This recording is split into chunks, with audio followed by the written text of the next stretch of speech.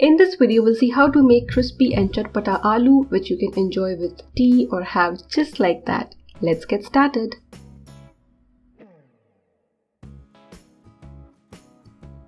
For this recipe, we need 3 medium-sized potatoes. I'm using these which have thin skin and which are dirty. You may use waxy potatoes in this recipe, but if you have an option to use these which are dirty ones, soiled ones, then I would suggest that you use these in this recipe. Now peel the potatoes and slice. The slices should not be very thin like you normally make while making potato chips. So these should be somewhat thick as you can see in the video.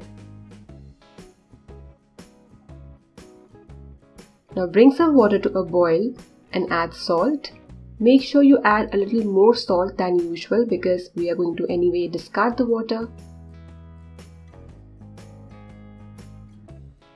Boil these potatoes for 3 to 4 minutes.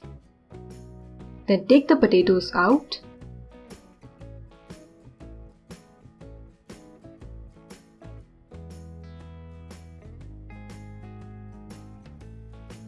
Let the potatoes come to room temperature or at least become warm, then add some turmeric, red chilli powder, ginger garlic paste, Pav Bhaji Masala or any other masala of your choice, squeeze half teaspoon lemon juice,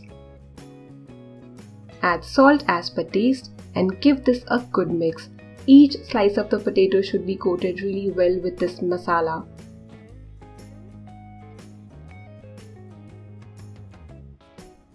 After mixing and resting the potatoes for 15 to 20 minutes, add 1 tablespoon Maida or all-purpose flour. You can use wheat flour instead of this. Give this a good mix. Then add 1.5 tablespoon cornstarch, or you can use rice flour if you do not have cornstarch. And gently mix and toss like this.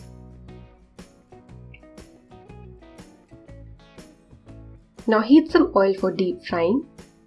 The flame should be between medium to high. I'm going to double fry these to make these extra crispy.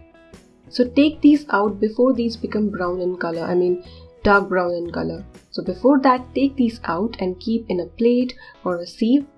I suggest to use a sieve because a sieve or chalni allows better air circulation and deep fried snack remains crispy for longer time.